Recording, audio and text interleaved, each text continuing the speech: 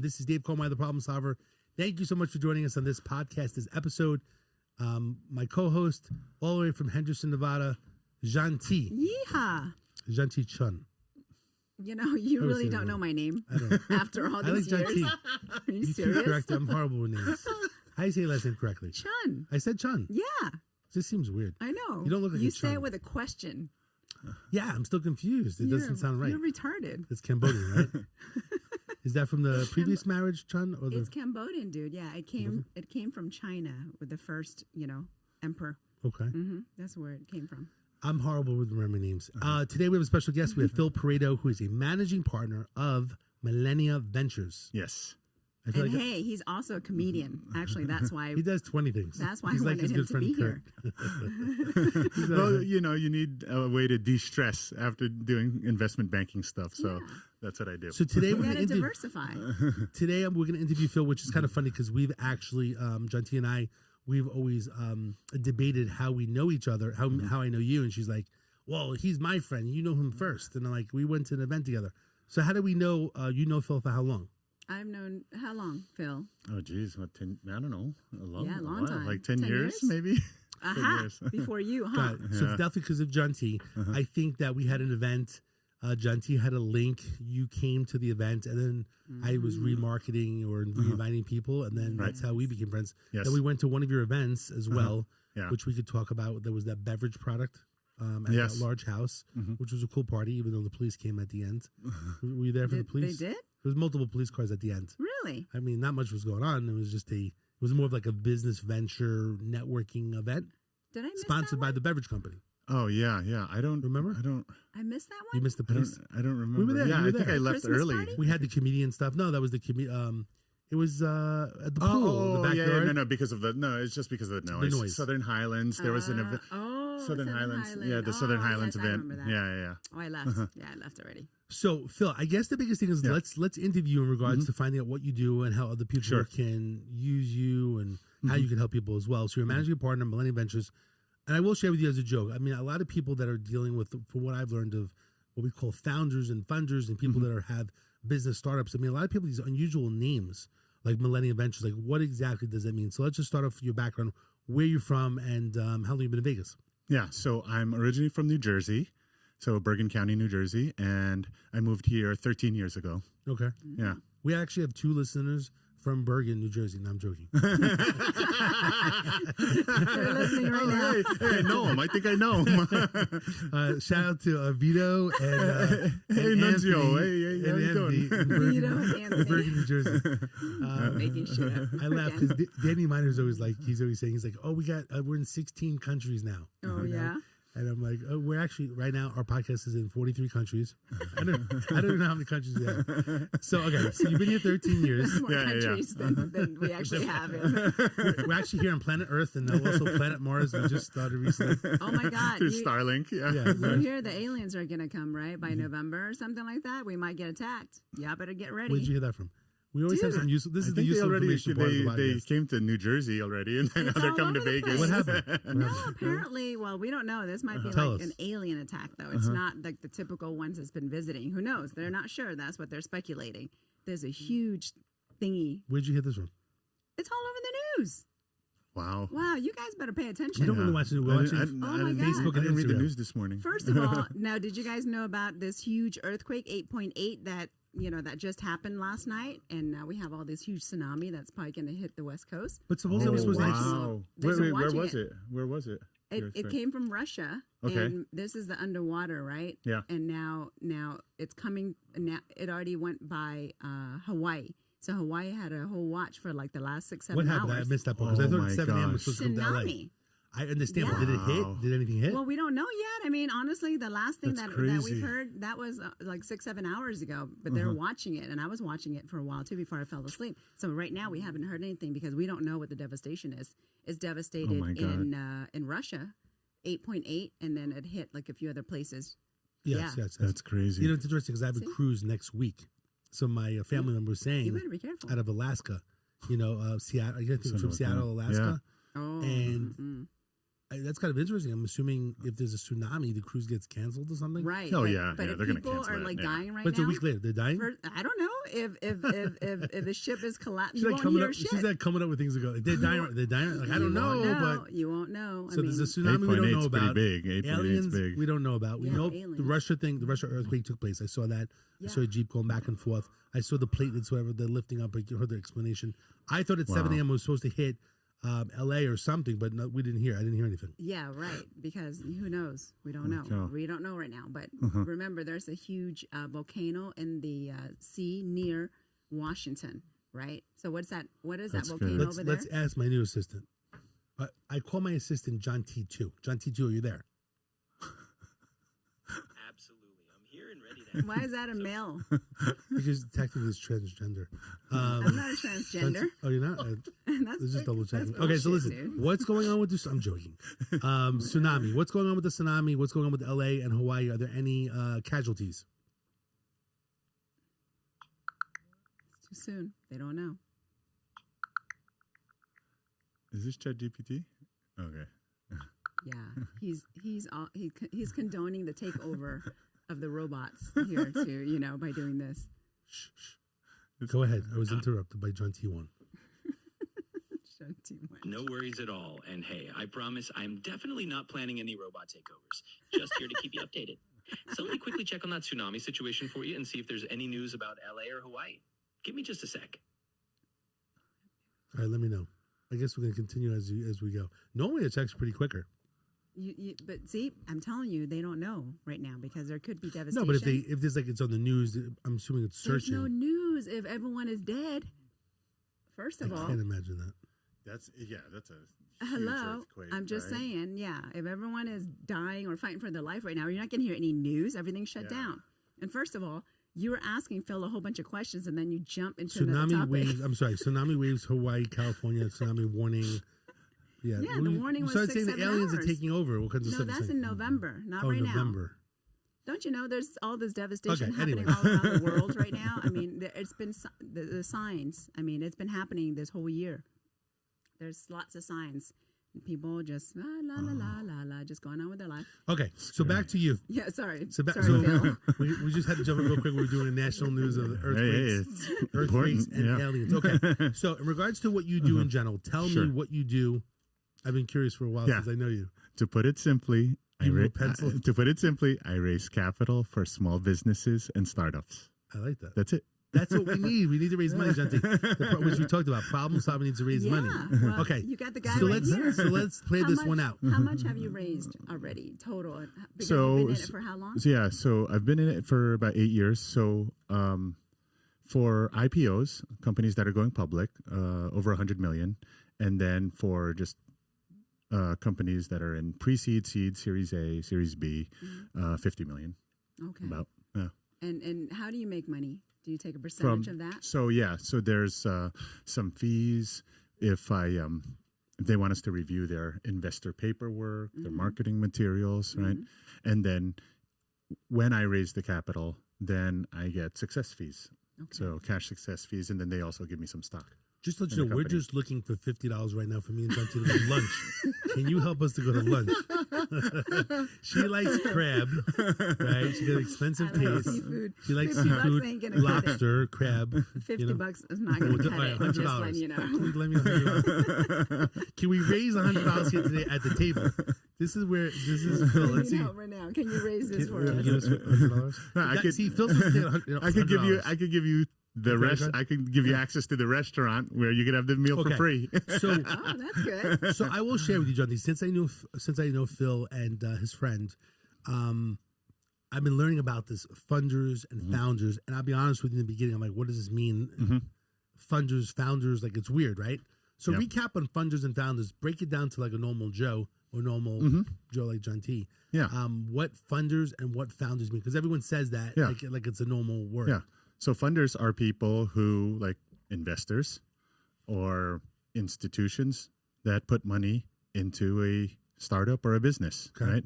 And then founders are the people who create that company. Okay. Yeah. So I've been to several events where they call the events where someone who is a founder. They're pitching, right, the event. They're pitching their new startup. And there's founders that are also in the audience, right? People that may have money that want to invest. And then also the funders are in the audience, right? So they're the people who have the capital. And then the founders are pitching. Yeah. Ah, yes. So I found them interesting, and I know that you work to perfect people's pitch, and the pitch is basically them really doing a quick, kind of like an elevator pitch, right? Like you're doing business, and they do a quick pitch, and they basically share information. What information, if I'm a new business, what would I be sharing in a pitch, and how long does a pitch normally last? Yeah, so we like to do pitches short, like 2 to 5 minutes, but there are investment forums where you're pitching 15 minutes, 10 minutes, 20 minutes, right? And so usually you want to share who's on your team. If you've already gotten contracts or people or customers who want to buy your product or service. Okay. If you've already sold a company before, if you've had a startup before, all of that information is important. So let's bring up the problem solver. Let's use this as a sample, right? Because I'm new at it in general. So the problem solver, basically, it's been a podcast for a few years. It's a way that John T, how long have you been on the problem solver now? 3 years. Is it that long? Yeah, 2 to 3 years now. Wow. So it's a way, basically, we try to help people with problems. Yeah. We bring people on that experts, and people could see these videos and they could learn from it.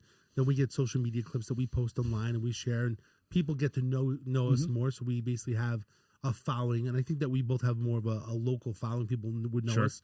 If me and JT would go somewhere, basically, I think people know us. They would come up to us, and people know me for when there's problems as a retired cop. They come to me and they're looking for help. But the problem solver really is something that we're just doing to basically for more nonprofit and helping the community.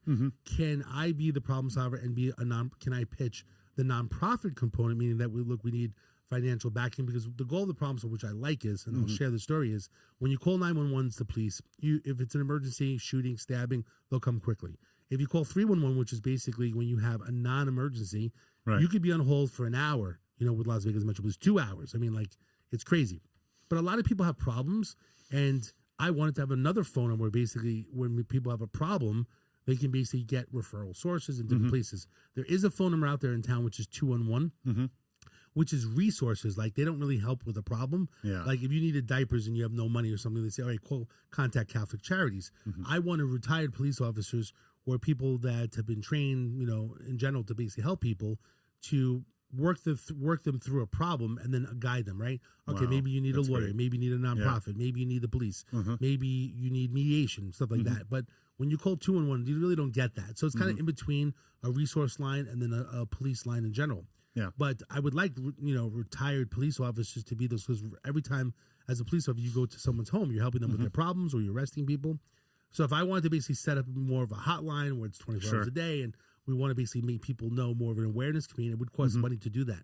Billboards and stuff like that. Yeah, but as an investor into what you want to do, I mean, how are they going to make their money? Because investors would only invest in something if they're going to make money back at some point, right? Very good point. So my question is, and we talked about this before, are there investors out there that want to invest in a nonprofit where they want to help the community, or that is just totally a no-no? Well, no, there are funds out there, like charitable organizations, and there are also grants out there. Okay. So that's what you would look for. But you got to ask yourself whether, if you really want this to be nonprofit, or what's wrong with it being for profit and still helping people.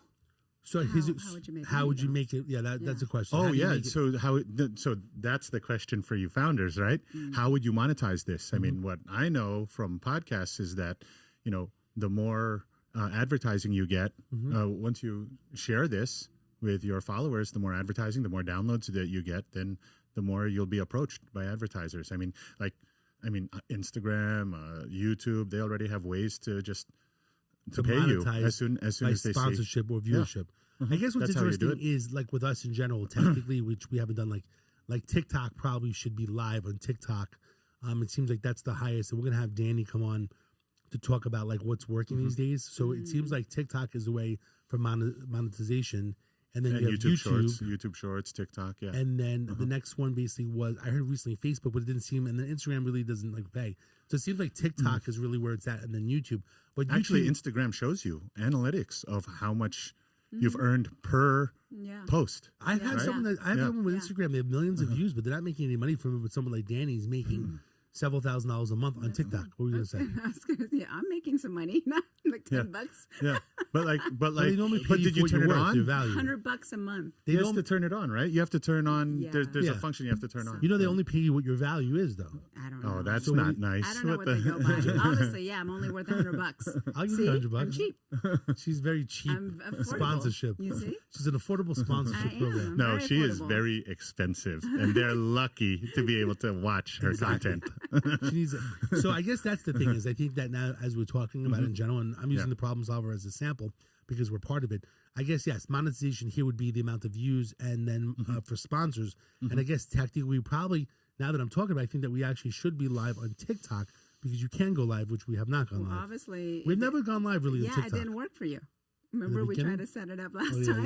yeah. I think that's where we're Every at. time we're trying to go live with something like What my happened to yours? LinkedIn, it's not working. Yeah, it's not working. Oh, did you get yours on? No, because I have to go through StreamYard. StreamYard isn't connecting to LinkedIn right now. See, you So- gotta ask permission and all that stuff. I Yeah. don't have TikTok, so Yeah. She's concerned about the Chinese taking over her Cambodian house in Henderson. yeah. So that's why it. she's not on First TikTok. of all, I am not afraid because I am part Chinese, so I'll blend in just fine. You know, so I'm not afraid about You don't that. speak but- Chinese though.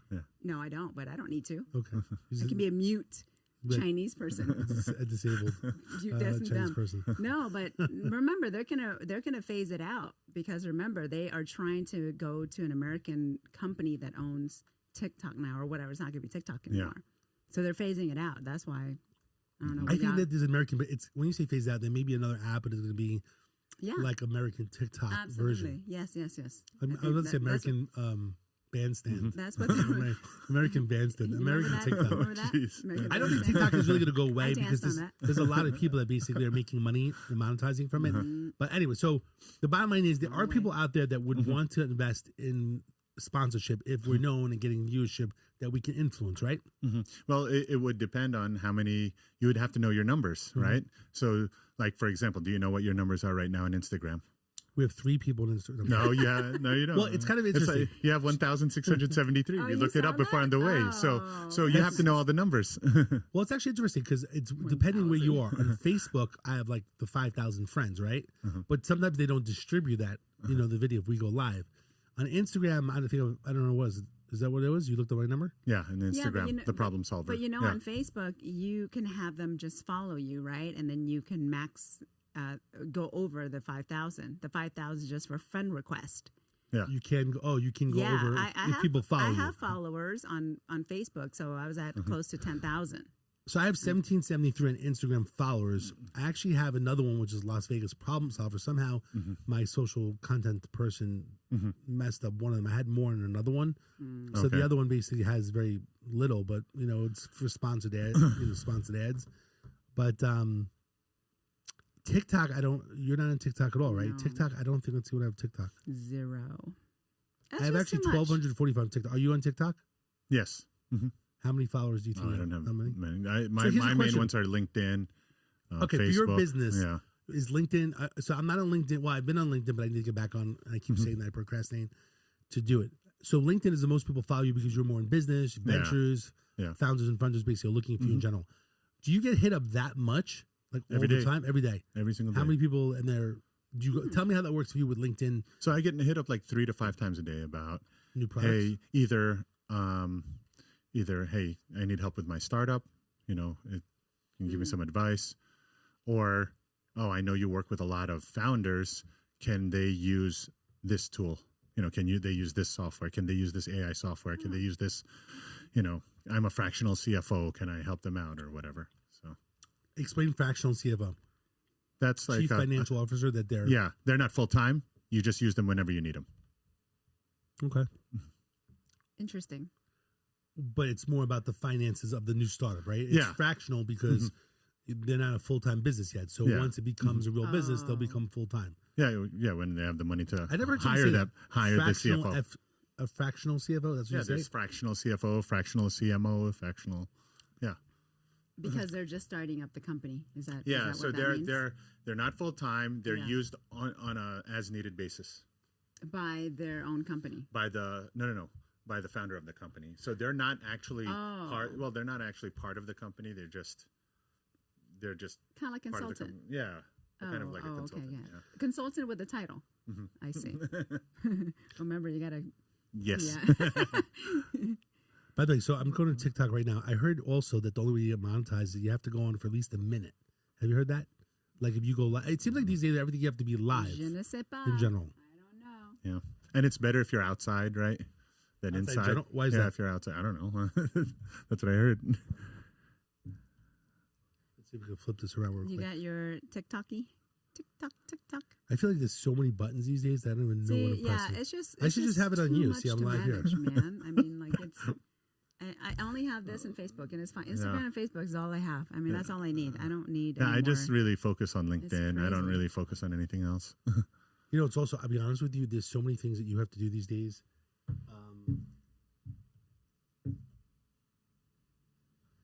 I'm getting there's nauseous. so many- I think I'm hungry.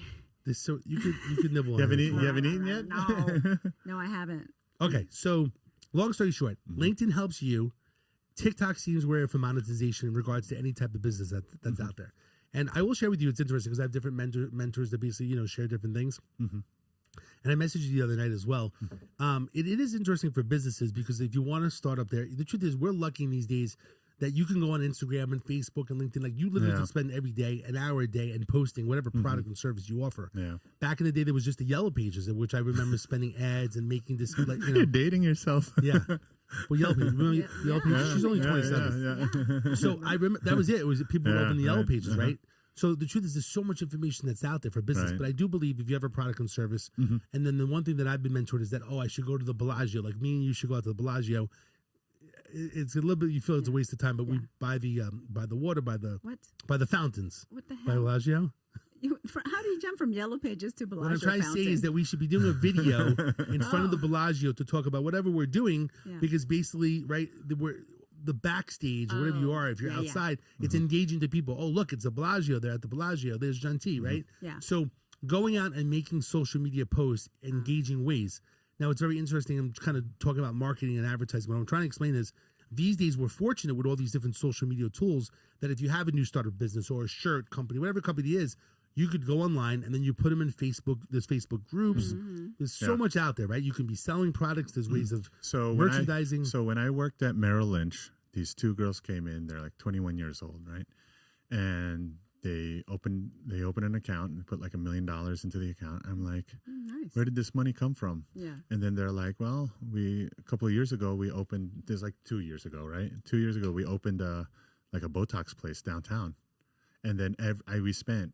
Literally, like we were watching Gary Vaynerchuk, and we spent 8 hours a day, every day, on Instagram. So there were two partners. One of them just spent 8 hours a day on Instagram. The other partner was running the business, and then they had their mom come in to work the front desk. And then they made enough money to, just put aside $1 million into a Merrill Lynch account.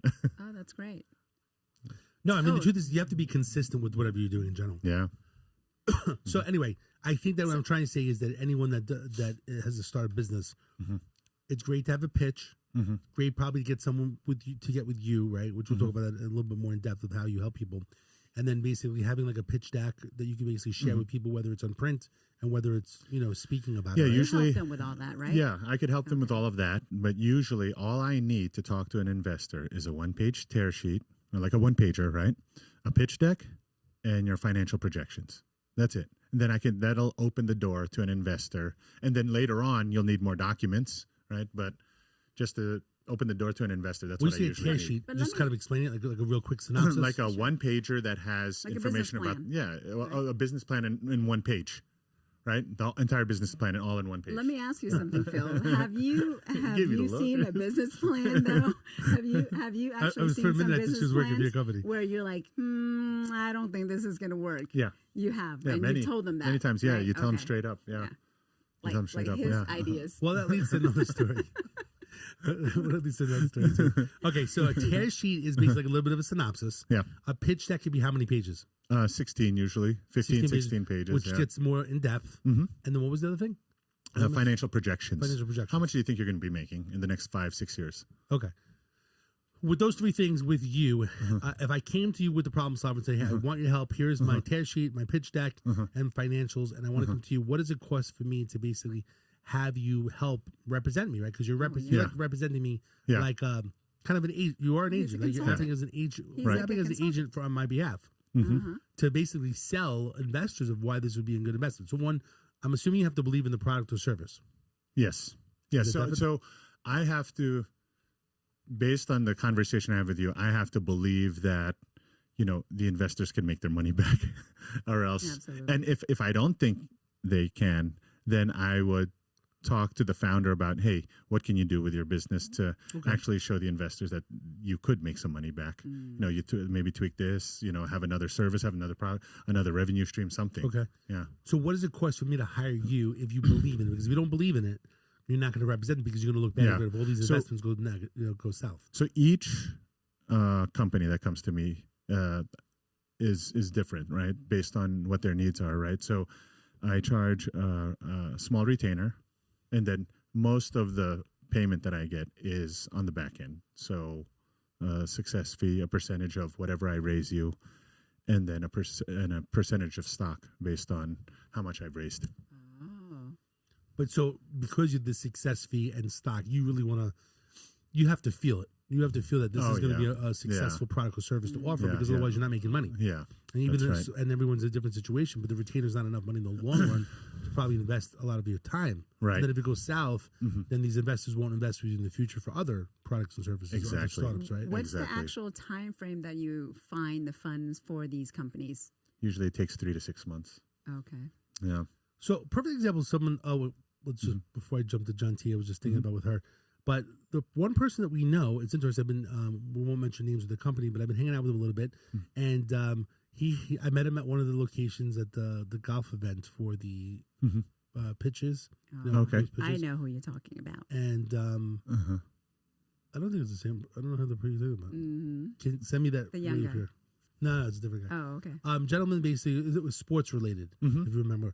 Okay. And long story short, I've been hanging out with him, and nice guy, and really, really believes in his startup, and nobody believes they have an ugly baby. That's what I find interesting. Nobody believes they have an ugly baby. It's about sports, and I don't know anything about sports. So when baby's ugly. When he's sharing about it with me in general, I'm just like, look, I'm not a sports guy. I don't know. Yeah. Or I don't know about betting, or I don't know about other things. And I feel bad, and I feel bad about his situation because he's so passionate about it, Yeah. And then But there's no investor fit there. There's no fit, right? If there's no fit, there's no fit. Yeah. So I feel like people when do you really give up things, but people are really passionate with it. Like for the problem solver, just using this example, I love helping people with problems. Like that's just like my high.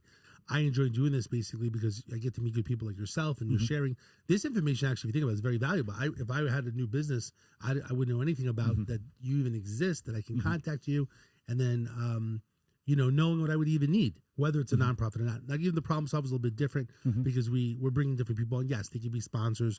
It's sometimes you have to think about it's changing technology like almost weekly, right? Like before would Snapchat be really big, and now it's like nothing, or it's still there. Like it's with Trump. What does he have now? He has the X. Well, there's X, which used to be Twitter. Oh, okay, yeah. Imagine if you were gone for 5-10 years and you came back, you'd like, what's the social platforms today? Yeah. Like it's constantly evolving and changing. Too many options. But one thing I'll share with you, one gentleman I know, he has a podcast, and he's got he's always shown me like millions of views, from his podcast. He doesn't really have any sponsors, and he's doing some great marketing. And sometimes you act as if you're really the thing, but he doesn't really have sponsors. But I'm saying, look, I think you're on the wrong platform. I think Danny's who used to be on the Problem Solver, and he has the Mind of Details. He basically is on TikTok, and he's making money doing it, and he's monetizing. He's got like 500,000 followers. So people are coming to him saying, hey, can you do this? Can you do that? It's not a lot of money in general, but I guess eventually there's ways, of selling merchandise and different things in general. But I guess what I'm saying is sometimes you have to move to the times. This guy's on Instagram. He's making no money. Like you have to go to TikTok. Like she's making a few dollars. Do you really know what you're making or no? Like Instagram? Yeah. They send me a receipt. How much every is it? month? I don't know. It ranges. Like, just give me an average. I mean, $10 to $100. So I guess the thing with it but is, I'm not doing very much. Yeah, no. But I guess the thing with it is, it'd be interesting minimal. if she went to TikTok and she's against the Chinese following, which to me, no, it's not. There's a good-looking Chinese person. No, it's not that. It's just another thing that I have to manage. That's a problem. Yeah. Well, the thing was, I think that she's on the wrong platform. Like Instagram is where it's at with people's social platforms. I think making money is TikTok. I personally think she probably make a few thousand a month on TikTok if she went to TikTok. But I'm not doing anything though, specifically. I think people just want to follow you. I think people that like you. You know, I think that's where it's at these days. People that like people. I always say that, like, I'll give you an example. Like, John T does real estate. And my wife does real estate. I'll help John T with real estate because I know that basically he doesn't help me with marketing and some different things. I'll help because I know that people that like John T will use John T. It's her social influence. People that use my wife, a lot of the people are Persian. They speak Farsi. She doesn't speak Farsi. So he the bottom line is something like once a month. So she got a phone number. I got a number 1-833 John T. Okay. By the way, she is lucky. The only person that's called me on there is a fan. By the way, it's a great number to have. She literally got that number for $15. I've spent $10,000 on phone numbers. She spent $15 we looked at was available. It's how she markets it in general. By the way, one thing I'll share with you, which you may not know, when you say, like, she puts call me at 183 John D, you also have to put click here to call me. So when you click 183 John T on social media, it will convert the letters to numbers and dial the number. No, you never showed me that either. So you have to show her everything. Yeah, I mean, is that what you used to say back in the day? Can you show me that? Yeah, if you're going to help me, help me. I have. I told you about that. You helped me like halfway. And we should show him the picture I made of you for July 4th. Yeah, that picture? Oh, yeah. Well, you've probably seen it, you know. It was a July 4th picture. It was the big boobs. You know, the caricature. It was like July 4th. It was like caricature. I made one. I used ChatGPT. I said, make something larger. And so I made some funny. She was good with it. So I'm it's not me. Like it's what do you call it? Cartoon. It's a cartoon version. You didn't see it? No, I didn't see it. You don't follow me? No. Oh, I do follow you. So how do you not follow her? I just don't look at my social media. Not physically in the car. On social media, you know? He's got too many there's a difference? She's got a lot of followers to follow in the car. There's a whole bunch of people outside waiting for her. Yeah, they're waiting. Yeah. But anyway, in regards to her, I think that she needs to change. I think she needs to be TikTok. You know, next week I think we'll have Danny come on and talk about monetization. But he's making between $3,000 to $7,000 a month, which really is incredible for the fact that he was on here. Maybe he started ranting because I hired him at a law firm that I worked with. Danny's on there showing his, chest and stuff. I mean, I'm not gonna make any money. He's not even a good-looking guy. Honestly, he looks crazy. But jumping stories a little bit, you know how he makes money? The transitions in the beginning. So he's saying if he goes through a doorway, you have to try this. When you go through a doorway, people see it for some reason. It's engaging. He gets more viewership. Or if there's a pillow, when you walk through a door and you're filming yourself. Yeah. Or if a pillow lands on your face, like we just take a pillow, you're filming stuff and the pillow drops on your face. Somehow it's the engagement because the first 3 seconds are getting you the extra 3 seconds, get you more views. Yeah. So he has, I think they call them like, the hooks. Yeah. Or basically the transitions. Right. But the first 3 seconds at some point. So it's actually kind of funny. If you watch him online right now, he's always going through like a door. He's like always like a pillow floating on his face. Oh, really? Like somehow that's how. Yeah, he's using that several times. Somehow it's the transitions. Oh, that's good. But there's ways of making money. So I think that she would make more money in TikTok. But for the startups in general, again, I think that using TikTok and Instagram or LinkedIn, I think honestly you could work it 8 hours a day. I think also people are lazy these days. What are your thoughts? You meet a lot of people with startups. Are they really working at hardcore? Or do you feel like they are. They're working. They're spending all day and all night working it. Yeah. That's a lot of time. Yep. I have a lot of other things to do, like sleeping. There's no way. Would you? So give us some tips for the people that have successful with you for a startup where you were able to raise money in general. What kind of products and services would you say are? You want to share some success stories first? Well, no. The best thing that a startup can do is talk to at least 100 people about the product first. Because what you think that the market needs compared to what people actually need might be two different things, right? So you want to talk to 100 potential users. You want to also talk to 100 potential funders, right? So then you could actually find out what is the product or service you actually need and that the market will want. Okay, makes sense. Yeah. So give us like a cool success story that you had. Like, what's your best story? I guess if you could leave out the product or service name, but if you want to share, like I had a company. So let's talk about can we talk about a certain company? Like if I know of a company.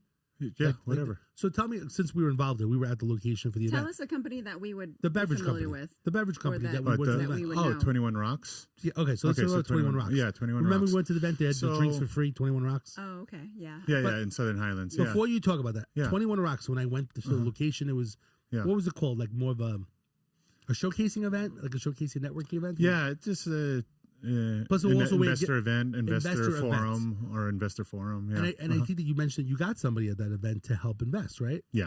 Okay. So they were giving out drinks. It's called 21 Rocks. So I'm not a big drinker in general. Yes, I remember that. Yeah. To me, I felt the name was a little bit unusual. So 21 Rocks, where does that come from? 21. He'd want this drink to be at all the blackjack tables. 21 Rocks. Okay, I didn't know that. Okay. Yeah. For some reason, either I 21 didn't Rocks listen, or 21's cool, Right. 21 Rocks. Or you better be 21 to drink this drink. Yeah. So he thought at the blackjack tables. Yeah, he wants to see it at the blackjack. He thought it was a cool name for casinos, to have it at the pool, Okay, so 21 Rocks. I don't think it's such a cool name personally, but now that you tell me about the blackjack, I can see that. Okay. There's a play on the 21. And I think 21, right, like is, you could drink at 21, right? Like it's a neat, Yeah. I just never knew where it was from. And maybe I didn't pay attention. They were just giving out the drinks. So 21 Rocks, tell me about that company. So the founder is interesting. So he's had over like 100 patents. He used to work for Bosch. And when he worked for them, he was the one that invented all of the children's drink packages, like Capri Sun, Juicy Juice, I don't know what the names are, Honest Kids, all of those. He created all those packaging, right? So then he retired from that, and he's like, you know what, I want to make something for adults now.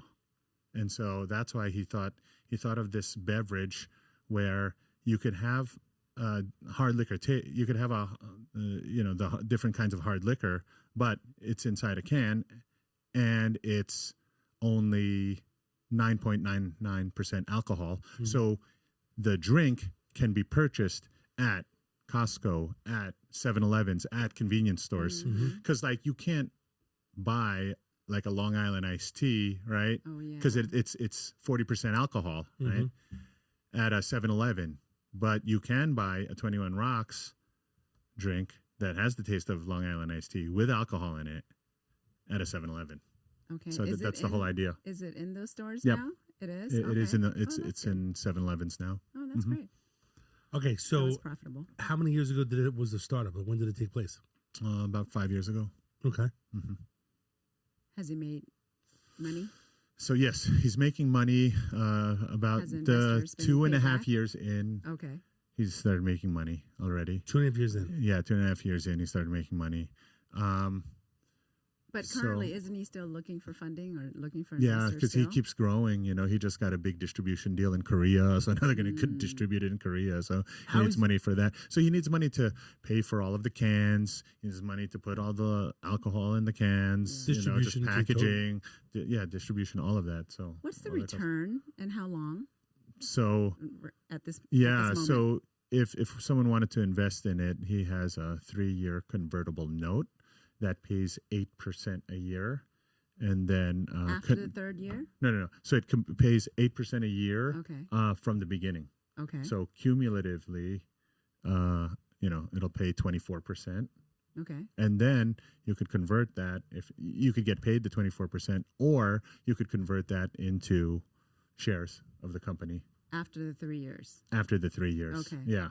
So either you get the 24% return on your money, or you convert that amount into shares, and then if it gets acquired or if it goes public, then you make And a the whole bunch more 8% money. per year is guaranteed.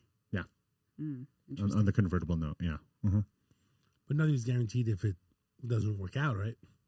Well, no, I It's mean risk. at the end of 3 years, But the you won't- contract's up, and then basically they reach out to you and say, hey, But your you won't note get is up. paid. But you won't get paid until that third year, though. Yeah, So you're until the collectively third year. making 8% per year. Yeah. But until the third year, then you get the Then money. yeah, Oh, that's right. Got it. Okay, so it's not the annual. Okay. no, but there are deals like real estate deals, right, that pay, quarterly, right? Okay. So That's better. Yeah. What kind of real estate deals Those are the commercial real estate, multifamily, right? yeah, to invest?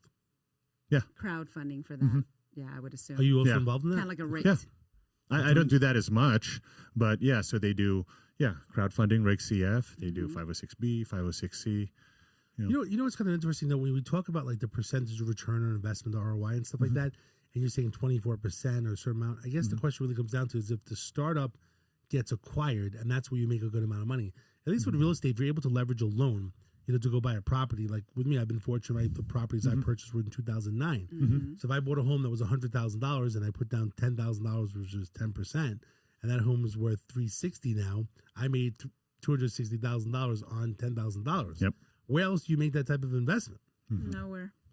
Because you know what I'm saying? Because the 24% interest rate, you're getting it for 3 years, unless you have the buyout of the actual startup to acquire, right? If you have a percentage of shares, it just seems like hard. It wasn't easy back in 2009. It is very hard. I don't know if the market will ever be like that again. You know what I'm saying? To acquire properties like that. I was fortunate in that time, but the truth is, I will share. Some people say I'm lucky, and I think that I went to enough seminars and training where basically I had the balls to do that, right? It is a stressful situation to go buy properties and then carry them and clean them up and fix them and then get renters in there and have problems, right? Like, it was a fortunate time, but I just don't know if that time will ever exist again. What's your thoughts? Probably not. I don't think so. Not the deals that we had then, no. Because even like my brother works for a major bank, and he would always say, right, like, put money into S&P 500 and save your money over time. I mean, or the rule of 72, stuff like that. I just don't think in the long run I'd be dead by the time it's going to be worth any money. Yeah. Well, now, right, the cost of, if you want to inflation, right, you want to basically hedge on inflation. I mean, if it's a good startup and you're making money, I guess it's good. I guess it's all about that year. Yeah, but for 8% though, that's not a bad return, right? For some business, because right now with the banks, you can get what, 4 or 5. The thing with it is, it's not life changing. If I invest $100,000, I got 8%. Right, it's $8,000. No, it's not life or if it's $24,000, doesn't change my life. The truth is, my $10,000 in a home that was $100,000, that's now worth $360,000. It's $260,000. And you got to remember, as far as the real estate goes, okay, there wasn't a crisis like that since the crash in early 1900s, right? So we might not have another one of that. I know, that's what I'm saying. So basically what angel investors do is they invest in lots of startups, right? They put in 25,000, 50,000, lots of startups because you know what's going to be the next Facebook, what's going to be the next Airbnb, what's going to be, So they do. That's a good point. That's what they do. So what's the average? They're putting $25,000 in several things? Yeah. They'll put 25, 50, $100,000 in several things. And, I know an angel investor, he's got 75 startups that he's invested in. Just like stocks, huh? Yeah. Yeah.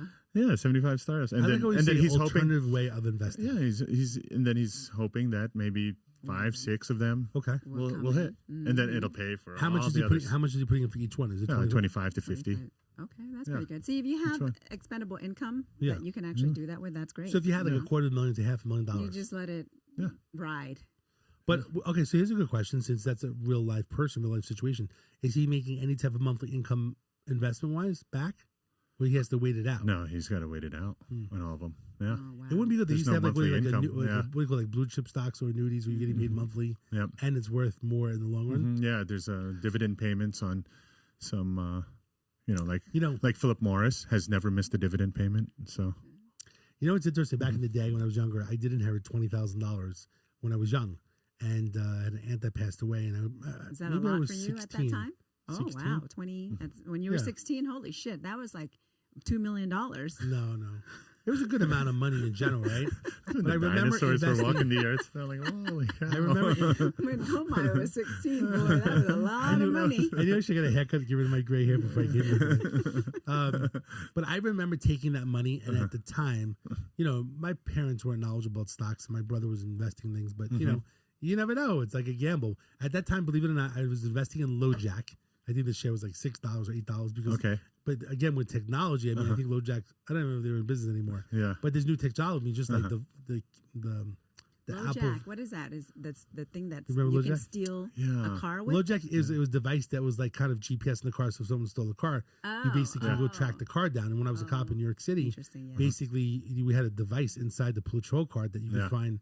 If a car got stolen or there was the part of a car, would lead you to a chop shop. Oh, yeah. I remember that. We used to have a, I see. Oh, sorry. What do you call it? The LoJack device in the police car just to find it. Did you make With any technology money? It changed. No, I think it went out of business or something. Right after you invested. He got LoJack. I got low You jack. got jacked. I didn't have Phil. I didn't have a license. I didn't have a licensed agent on my side. No, so then there was Phil would have made his money off the commission by putting you in, and you still would have lost. But there was another thing that was new back in the day. It was called Discovery Zone, which I don't think exists. It was actually more of the kid jumpy kind of place, but they were like franchising, and it was actually on the market, and it seemed like a really cool thing. It was a big thing. I think that was like $12 a share. But the problem is, right? You buy 100 shares. I mean, I don't remember because it's been a while. I think I like lost money in general, and it didn't work out. And that's where I was like, I never really wanted to invest. The only thing that was good about losing the money was that I was nervous about trying to do anything else again in regards to investing in stocks. So that's what I always felt. Even my brother would say, invest for years to come. Great. I got $250,000, $500,000, but the truth is, it's not life changing in regards to it. Like technically, right, I'm working and so on. But if I want to cash out all the real estate, maybe it's worth a few million. If the company, if the startup exits, or if it goes public, then it is life changing. So that's the key. Is I think the alternative investing part with Phil is that taking. I like the concept today. Is that taking like $25,000 and basically, so your boyfriend, $25,000 in multiple startups that you may hit 1, 2, 3, right? You may hit several of them. So I kind of like that because you are diversifying with startups. Because imagine if a startup becomes a unicorn, meaning it gets 100x, like its original valuation. So you put in that same $10,000, now you have $1 million. Yeah, so I do. Oh, because the evaluation. Yeah, because the valuation went up 100x. So now you put in 10,000, so that 10,000 is worth $1 million. Man, I remember a few years back, and I was an angel investor, with a friend's company startup too. That was years ago. I still haven't made my money back yet. Yeah, no. Yeah. But it's what kind of company was it? I don't remember, honestly. Yeah. But no, I mean, you at the time, you really helped out a friend. If it was the angel round, you really helped that friend out a lot. Wow. And I'm sure they'll remember it. I don't know what they've done with it because I don't know if anyone's got their money back, so. All right, so we're waiting. I'm waiting. The bottom line is, so I like what we discussed today. Yeah. Because it is an alternative way of investing that by basically putting, I think that's the key. Sometimes when we do the podcast and we didn't realize where we're at, I think it's an important concept because if you have $250,000, instead of putting it into one stock or mutual funds, it is alternative ways of investing in different startups. Getting someone with you that's licensed to basically go through that has experience in training. But now you are also specifically licensed. The last thing I want to basically get information from you is explain your licensing. And I believe you're the only person in the state of Nevada, right? So in terms of, I am an SEC FINRA licensed investment banker. So basically I have the licenses to raise capital. Like you cannot raise capital for business unless you have the proper licenses. A lot of people are doing it. Is it the country? Is it the whole country? Yeah, in the whole country. Oh, okay. Yeah, that's good. A lot of people are doing it, but they're quote unquote trying to do it privately. But technically speaking, SEC says any amount you try to raise from someone that's not your friend or family, you need to have a licensed person doing that because the licensed person knows how to determine whether that person is fit to invest in you. Interesting. Okay. But people are doing what you're doing without licenses. Oh yeah, all over. And they're getting away with it. It's not a legality. Yeah, it's hard. So hard for the SEC to have oversight on all these people that are raising capital. Interesting. For other people. So basically, what I am is I think I'm the only licensed investment banker in Vegas that uses his licenses to help startups and small businesses. Everybody else uses their licenses to make millions and millions of dollars on big, huge $100 million, $1 billion deals and stuff.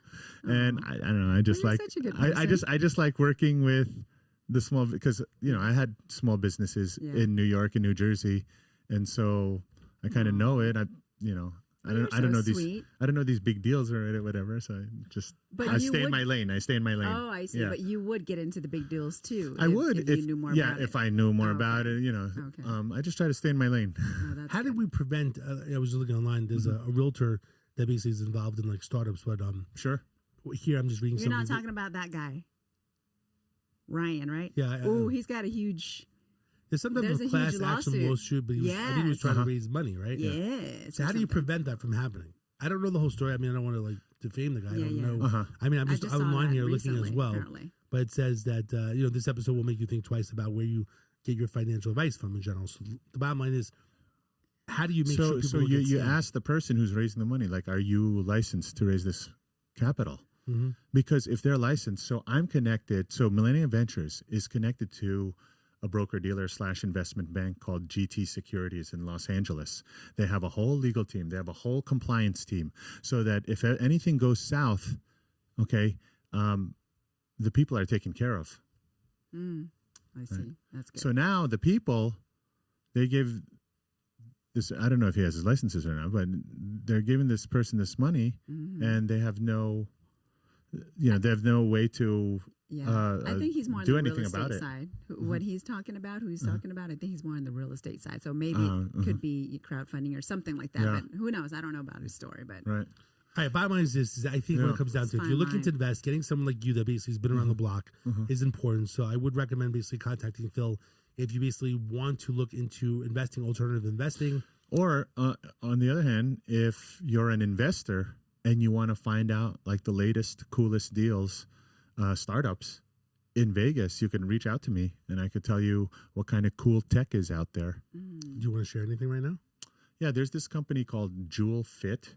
And it's basically these exercise machines. There's 5 of them, and they're supposed to give you a full body workout in like 10.5 minutes. I think you mentioned this. Yeah, so it's a robotics engineer that started it up. His name is James Ritchie, and I've done the circuit, and you're tired, like you're in 5 like minutes. In 10 minutes, 10.5 minutes. There's a location where through all of it. Yeah, you go through all of it. I could bring you guys there. You could check it out. It's pretty cool. By the way, I apologize. You did mention before. We should actually go out and then we should film there as well. Sure. Which would be good for you as well. Yeah, that'd be good. We can go out and work out there and do things. Sounds good.